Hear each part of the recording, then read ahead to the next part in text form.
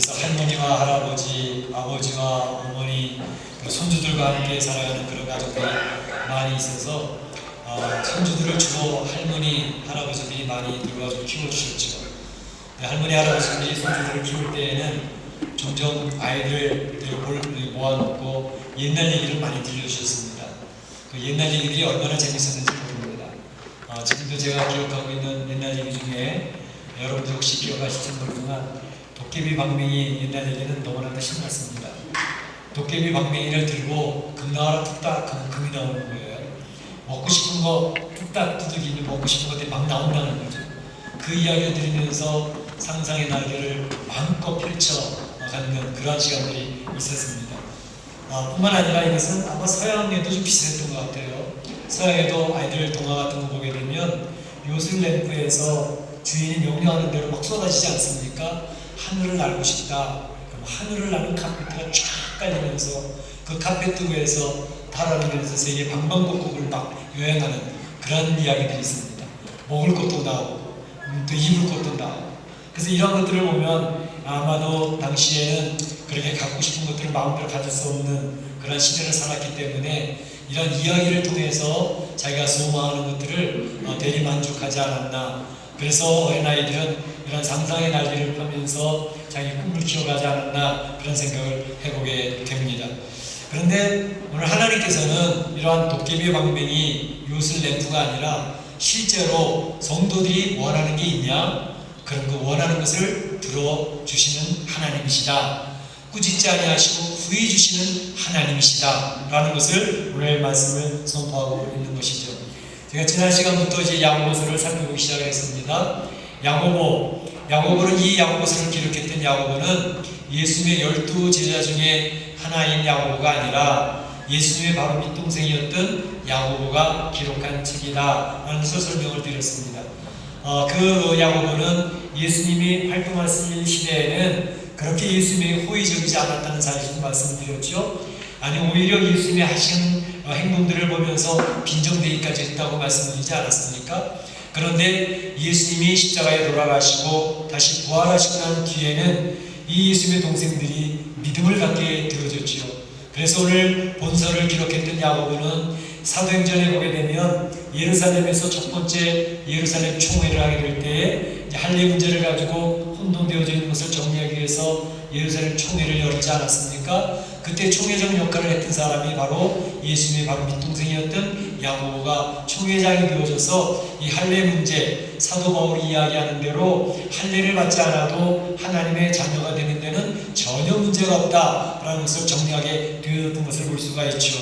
오늘 그 야고보가 성도들에게 권면하고 있는 말씀은 성도들아 우리 하나님은 후히 주시고 꾸짖지 아니하신 하나님이시니만큼 그 하나님 앞에 기도함으로 너희들이 이 생을 살아가면서 필요한 것들을 다 얻어가면서 멋지게 이 생을 살아봐라 이렇게 권면하고 계시는 것이죠. 그래서 오늘 말씀의 제목을 후히 주시는 하나님께 구하라 라는 말씀의 제목을 정해놓고 몇 가지 살펴보고자 합니다. 먼저 살펴볼 것은 하나님 앞에 구하는 사람들은 어떤 사람들이 하나님 앞에 구하게 되는가 라는 것을 먼저 생각해 보겠고요. 또 간구하는 것은 도대체 어떻게 간구를 해야 또 하나님 기뻐하시는 간구가 될 것인가 하는 것이고 또 우리의 간구를 들으시는 하나님은 어떤 분이신가 하는 것 이 세 가지를 한번 생각해 보면서 하나님을 살펴보고자 하는 것입니다. 먼저 어떤 사람들이 하나님 앞에 간구하고 기도를 하게 되는가 하는 것입니다. 오늘 야고보는 이렇게 얘기를 합니다. 부족한 사람이 있느냐? 부족함을 느끼며 살고 있느냐? 그렇다면 하나님 앞에 구해라 이렇게 이야기를 하고 계시는 거죠. 부족함을 느낀다고 하는 것은 무엇을 의미합니까? 어떤 소망을 가지고 살아가기를 원하는데 그 소망을 내 힘으로는 도대체 이룰 수가 없구나 라는 것을 자기가 스스로 인식을 하게 되면 자기는 부족한 존재구나 라는 것을 깨닫는다는 것이죠. 어떤 문제를 만났는데 그 문제를 내가 도무지 해결할 수가 없다. 나는 힘이 없는 존재구나 라는 것을 느끼면서 자신의 한계를 인정하게 될 때에 사람들은 나는 부족하다 라는 그런 느낌을 갖게 된다는 것입니다. 부족함을 느끼지 않고 살아가는 사람들이 있습니다. 그런 사람들은 어떤 사람일까요? 나는 무엇이든지 다 해낼 수 있어. 아직까지 나는 부족함을 느껴본 적이 없어. 그런 확신에 차 있는 사람들입니다. 이런 사람들은 어느 누구의 도움도 필요로 하지 않습니다. 내가 무엇이든지 다 할 수 있다라고 하는 생각을 하기 때문에 절대로 간구할 필요도 없고 기도할 필요성도 느끼지 않는 것이죠. 우리 누가복음 15장 11절에 보게 되면 탕자의 비유가 나옵니다. 여러분 잘 아시는 내용이죠. 이 탕자는 둘째 아들이었습니다. 둘째 아들이었던 이 아들은 이제 아버지 앞에 가서 요청을 합니다. 아버지, 이 세상을 보니까 제가 계획한 대로 살아가 보면 이 세상에서 멋진 성공적인 인생을 살아갈 것 같은데 아버지께서 제게 주시고자 했던 유산의 내용이 있지 않습니까? 그 상속해 주실 유산을 저한테 미리 주십시오. 그러면 제가 그 돈을 가지고 가서 이 세상을 멋지게 한번 살아보렵니다 라고 이야기를 하는 거죠. 아버지는 저게 제대로 할까? 그렇지만 한번 해보겠다고 하니까 그럼 줘보지. 그래서 그에게 유산 상속을 미리 껴주지 않습니까? 그래서 그는 자신만만하게 세상에 나갑니다. 세상에 나가서 열심히 한번 해보고자 하는데 아버지 품을 떠나서 세상을 바라보고 살아 부딪혀 보니 어떻습니까? 자기가 생각할 때는 세상 만만하게 보였습니다. 자기가 생각한 대로 다 될 줄 알았습니다. 근데 부딪혀 보니 전혀 그렇지 않았습니다. 부딪힐 적마다 이거 안 되는구나. 내 생각한 대로 그렇게 되는 게 아니구나. 세상 사람이 만만치가 않구나. 드디어 깨닫기를 시작하는 거죠. 그러다 결국은 이렇게 해보고 저렇게 해보고 자기가 모든 애를 써봐도 모든 자기가 가지고 있던 모든 것들을 다 탕진하고 이제는 가난뱅이가 됐습니다. 먹을 것도 없습니다. 돼지가 먹는 주역 열매를 먹어야 배를 채울 수 있는 상황이 됐습니다. 그때에 가서야 비로소 나는 힘이 부족하다. 나는 내 스스로 할 수 있는 게 없구나 라는 것을 느끼면서 부족함을 느끼니 그가 이제 아버지를 생각하게 되었습니다. 아버지를 생각하며 아버지 앞에 가면 아버지 집에는 먹을 것도 받고 아버지의 사랑도 받고 참 재밌게 살 수 있었는데 내가 왜 이럴까? 그래서 아버지 앞에 나가서 고백하기로 작정하지 않습니까? 아버지 앞에 가서 이야기합니다. 이제는 아버지의 아들이 아니라 종으로라도 괜찮으니 늘 받아주세요. 그래서 아버지 앞에 드디어 간구하는 존재가 되어졌던 것을 볼 수가 있습니다. 우리 사람이라고 하는 존재는 만들어지는 창조시부터 하나님과 연관되어져서 만들어진 존재입니다. 그래서 man이라고 하는 것은 바로 이미지 오브 갓, 하나님의 형상으로 지어진 존재이기 때문에 하나님과 연관이 되어질 때 사람이라고 하는 데피니션, 정의가 주어질 수가 있습니다. 하나님과 관계가 끊어져 있는 존재는 더 이상 사람의 가치와 존재의 의미가 사라져버리게 되는 것입니다. 하나님과 연결되어져 있다는 사실은 이 세상을 살아갈 때 사람들은 하나님의 도움을 받으며 하나님의 필요를 체험을 받으며 그렇게 살아가는 존재가 되어진다는 것을 의미하는 것입니다. 그런데 하나님을 저버리고 하나님을 떠나버린 타락한 인생은 하나님의 도움 없이도 이 세상을 내가 원하는 대로 내 뜻대로 살아갈 수 있다고 자신만만한 존재가 되어져 버리고 말았습니다. 그래서 이 세상을 자기 자신만만하게 살아가 보려고 애를 쓰는데 그게 제대로 되나요? 안 되지요. 그래서 자신의 힘으로만 살아갈 수 있다라고 하나님 앞에 더 이상 의지하지도 않고 기도도 하지 아니하고 간구하지도 않습니다. 그렇기 때문에 간구하지 않는 것은, 기도하지 않는 것은 자기의 부족을 절대로 인정하지 않는 사람입니다. 기도하지 않는다고 하는 것은 하나님의 도움이 절대로 필요하지 않다고 생각하는 사람입니다. 그렇기 때문에 성경에서는 기도하지 않는 것을 죄라고 했습니다. 기도하기를 쉬는 것은 죄다라고 선언하고 있는 것은 바로 하나님을 의지하고 하나님의 도움을 받아야 될 존재, 하나님 앞에 기도하고 하나님 앞에 간구하면서 이 세상의 니드, 그 필요성을 채워가면서 살아야 될 존재인데 더 이상 하나님을 의지하지도 않고 하나님을 필요로 하지도 않고 하나님 앞에 기도하지도 않고 간구하지도 않는 그런 존재가 되어지기 때문에 그런 타락한 인생이 되어져서 죄된 삶을 살아가게 된다는 것입니다. 그래서 하나님의 도움을 필요하는 사람이라는 것은 바로 하나님 앞에 기도한다는 것을 의미합니다. 하나님 앞에 기도하고 간구하는 사람은 자기의 부족을 인정하는 사람입니다. 바로 자기의 한계를 인정하는 사람입니다. 그렇기 때문에 자기 자신을 고집스럽게 자기의 고집을 피우지 않고 하나님 앞에 겸손하게 무릎 꿇고 주의 도움을 기다리며 살아가는 존재가 되어진다는 것이죠. 그래서 야고보는 이야기하기를 바로 하나님 앞에 기도하는 사람은 부족함을 느끼는 사람이다. 자기의 한계를 인정하는 사람이다. 그 사람들만이 하나님 앞에 엎드려 기도하기 시작을 하고 하나님 앞에 간구하게 된다는 것입니다. 우리 사랑하는 성도들은 이 세상을 절대로 내 혼자는 살아갈 수 없다는 것을 인식하고 인정하고 하나님 앞에 기도하고 간구하며 승리하는 성도들이 되시기를 주의 이름으로 축복합니다. 축원합니다. 오늘 하나님 앞에 기도한다고 했는데 하나님 앞에 기도하는 것은 어떻게 기도하는 것이 바른 기도일까? 오늘 야고보는 그렇게 얘기를 합니다. 오직 믿음으로 구하고 조금 더 염려하지 말라 이렇게 얘기합니다. 오직 믿음으로 구하고 조금 더 의심하지 말라. 의심하는 자는 마치 바람에 밀려 요동하는 바다 물결 같으니 이런 사람은 무엇이든지 주께 얻기를 생각하지 말라 이렇게 이야기하고 있습니다. 우리가 간구하는 인생을 살아가고 기도하는 삶으로 살아가야 되는데 기도하는 삶 어떻게 기도할까? 오직 믿음으로 기도해야 하나님 앞에 응답받는 사람이 되어진다 라고 이야기를 합니다. 의심하게 되어지면 응답받지도 못한다 라고 이야기를 하고 있습니다. 오늘 이 믿음으로 기도하고 의심하지 말라라는 말씀을 이야기하면서 제 머릿속에 제일 먼저 떠오르는 장면은 바로 베드로가 갈릴리 바다 위를 걸어가는 장면이었습니다. 바다 위를 걸어가는데 야 베드로는 바다도 걸어갈 수 있네. 얼마나 대단한 믿음이었으면 바다 위로 걸어갈 수 있을까?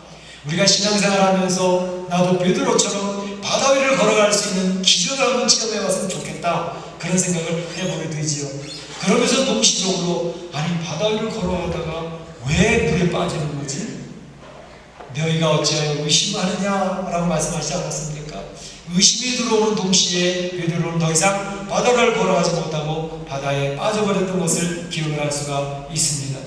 그래서 우리가 믿음으로 간구하는 그런 기적적인 삶을 살아가고 싶은데 의심하다가 바다에 빠지는 것 같은 그러한 존재가 될 수도 있겠다라는 생각을 해보면서 그럼 우리가 어떻게 믿음으로 기도를 해서 하나님 놀라운 기적과 이적을 체험하는 존재가 될 것인가 그런 생각을 해보게 되는 거죠. 우리 성도들도 늘 기도하지 않습니까? 기도하면서 하나님께서 우리 기도에 응답해 주시고 놀라운 기적, 문제가 해결되는 것 체험하며 살아오고 싶은데 그러니까 어떤 성도는 종종 이야기를 합니다.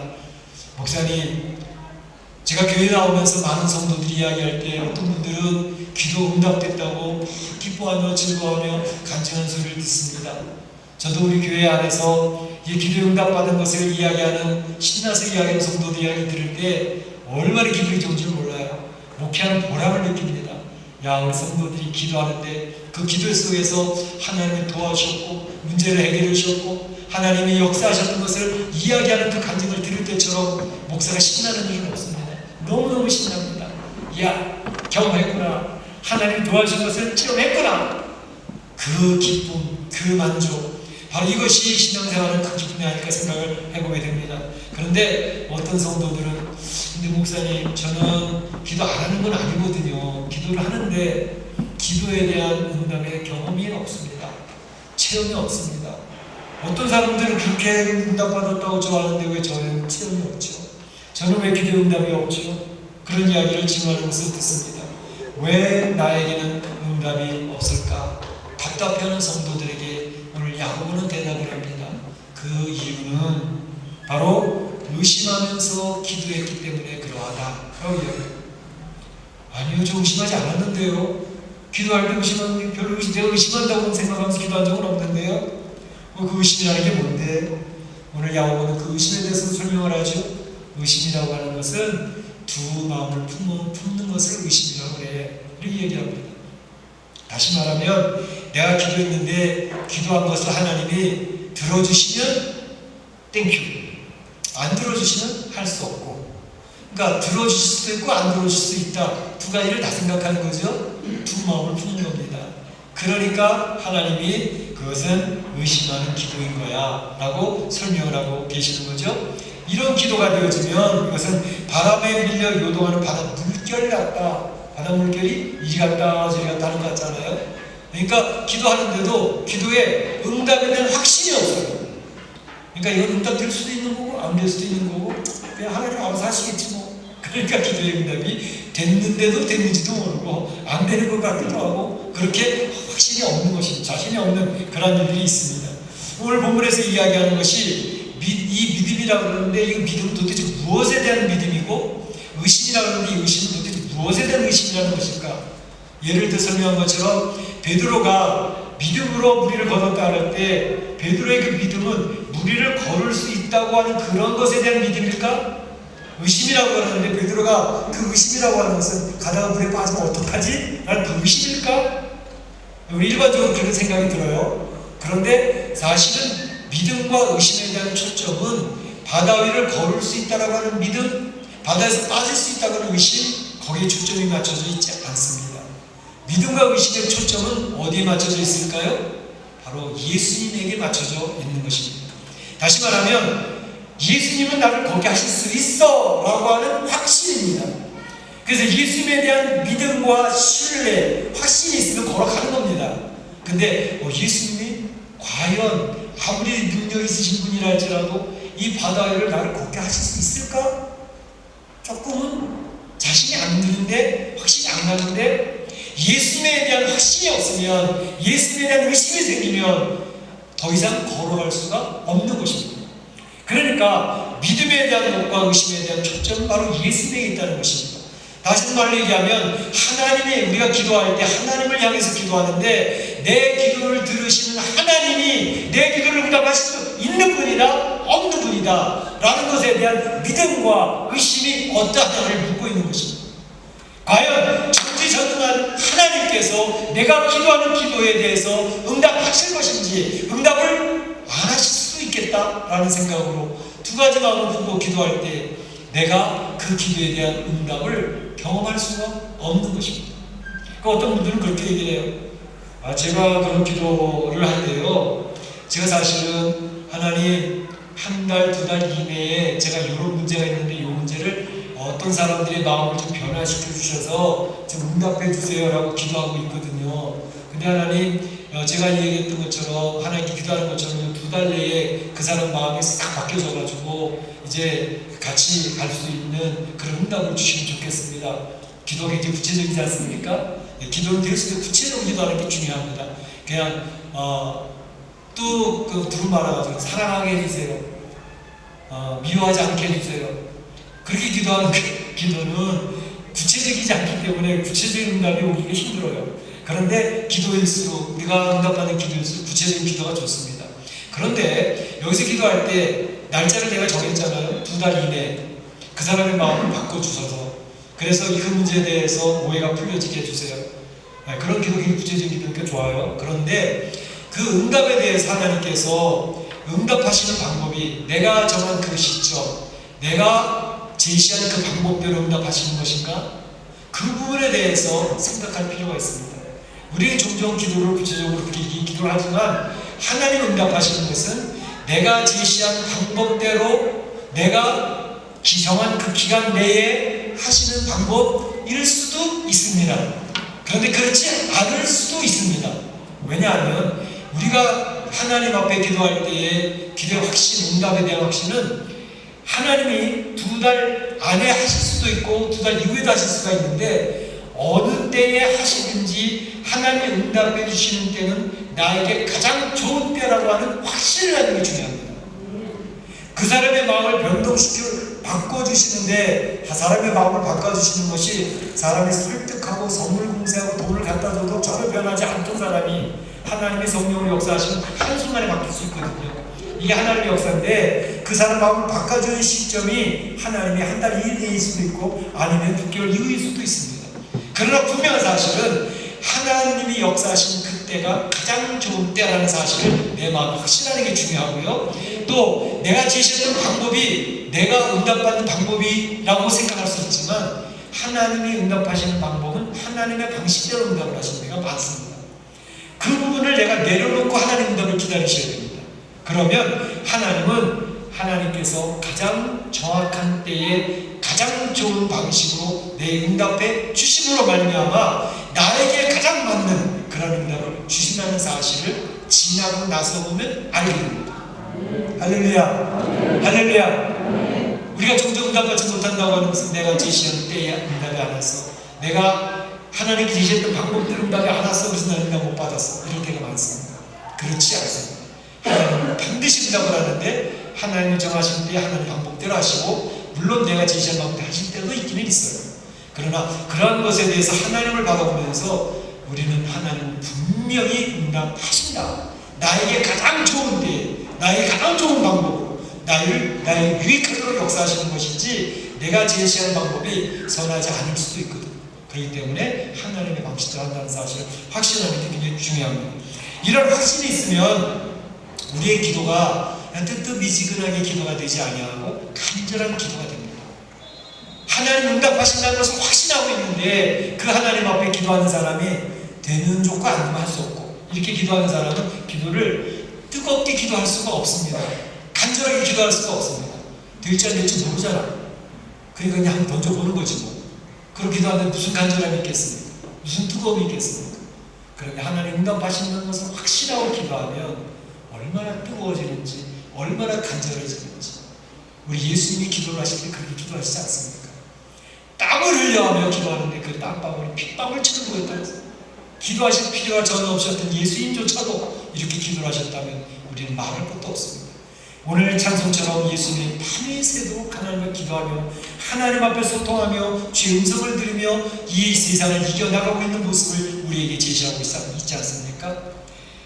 우리 성도는 기도하는 사람이라는 것을 이야기합니다. 하나님 앞에 간구하는 사람이라는 것을 의미합니다. 기도하는 사람이, 간구하는 사람이 성도입니다. 그 사람이 하나님의 도움을 받을 수가 있습니다. 하나님의 역사를 체험할 수가 있습니다. 그렇게 되시길 축원합니다. 마지막 한 가지는 하나님은 어떠한 분을 소개되고 있는가? 오늘 야고보는 하나님을 소개하는데 이렇게 소개를 합니다. 후히 주시고 꾸짖지 아니하시는 하나님, 이렇게 소개합니다.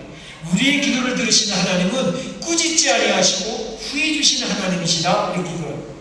우리 종종 기도할 때 성도들이 지레짐작 기도 못하는 이유들이 있습니다.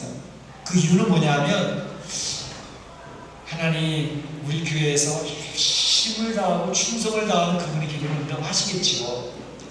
부엌에서도 열심히 하시고 모든 일할 때도 열심히 하는 그런 충성스러운, 제가 봐도 그분은 충성스러워서 하나님의 기도를 응답을 바로 하실 것 같아요. 근데 저는 안 그렇거든요. 저는요, 하나님 아무리 말씀하셔도 별로 순종한 것이 제 삶의 모습 별로 발견되는 게 없고요. 제가 저를 보더라도 저는 굉장히 나태하고 게으른 것 같아요. 신앙생활에도 별로 잘하는 것 같지 않아요. 제가 기도하는데 하나님 들어주실까? 하나님 앞에 들어달라고 기도하는 그 자체가 저는 뻔뻔스러워가지고 기도 못하겠습니다. 그런 기도들이 많아요. 근데 많은 성도들이 하나님 앞에 그런 마음을 가졌어요. 죄책감이 그들의 마음을 사로잡고 있기 때문에 하나님 앞에 나가는데 늘 죄스러워요. 늘 송구스러워요. 그 하나님 앞에 해결해달라고 막 부르짖는 것이 스스로가 뻔뻔스럽게 느껴질 때가 있어요. 그럼에도 불구하고 우리 하나님은 선언하십니다. 꾸짖지 아니하시는 하나님. 우리가 하나님 말씀 잘 들어서 응답하신다고 이야기하시지 않습니다. 하나님이 응답하시는 이유는 하나님이 언약을 선포하셨기 때문에 응답하시는 것입니다. 하나님 우리를 구원하시는 이유는 말 잘 들어서 능력이 있어서 우리를 구원하신다고 했습니까? 아니요. 진노 안에 있을 때에, 우리가 모두 죄인 되었을 때에 하나님은 그 죄인들 중에서 하나님을 예배할 자로 찬양할 자로 구별해내시고 그들을 끝까지 하나님으로 인도하시는 하나님이십니다. 이게 하나님이 선포하신 언약입니다. 테스타멘트. 그러니까 하나님이 하나님의 말씀에 근거해서 우리를 축복하시고 이끌어하시는 분이기 때문에 기도 역시 그렇습니다. 우리는 여전히 뻔뻔스럽고 하나님 불충성하고 나태하고 게으른데도 불구하고 하나님 앞에 가서 엎드리고 눈물을 흘리고 있으면 하나님이 알았어, 네가 연약한 존재인 줄 나는 이미 알고 있기 때문에 너의 기도를 귀를 기울여 듣고 있고 너의 기도를 들어줄 거야 라고 하면서 우리 앞에 주시는 것입니다. 지레짐작으로 의수침하지 마시고 하나님 앞에 열심히 부르짖어 기도하시면 그 기도를 들어주신다는 것입니다.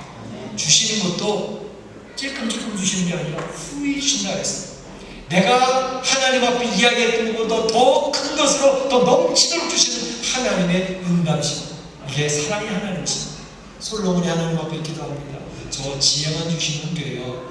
그냥 하나님 백성들을 잘 다스리고 잘 이끌어 안내할 수 있는 지혜만 주세요. 그렇게 기도했더니 하나님이 지혜만 구해? 너 오래 살게 하다가 장수의 복은 안 구하네? 그러나 내가 너에게 장수의 복도 주겠어. 그리고 너에게 물질의 풍성함도 주겠어.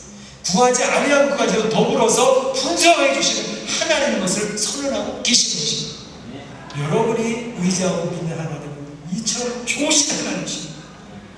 여러분을 사랑하시는 하나님이십니다. 그 하나님이 이 멕시코 삶 속에서도 여러분을 도우실 것입니다. 여러분을 응답하실 것입니다. 우리 생명의 삶 책 읽는 가운데 조그만 아티클을 제가 본 적이 있는데요. 김현숙이라고 하는 성도님이었습니다. 이분이 이제 결혼을 해서 아기를 낳았는데 첫돌 되어서 기쁘고 즐거운 날인데 닥터가 이야기하기를 이 아이에게는 질병이 있습니다. SMA라고 하는 근위축증의 질병이 있습니다. 불치병이라서 근육이 자꾸 사라져버리다가 5년, 맥시멈 살아야 5년까지 살고 그들이 죽을 것입니다. 엄마는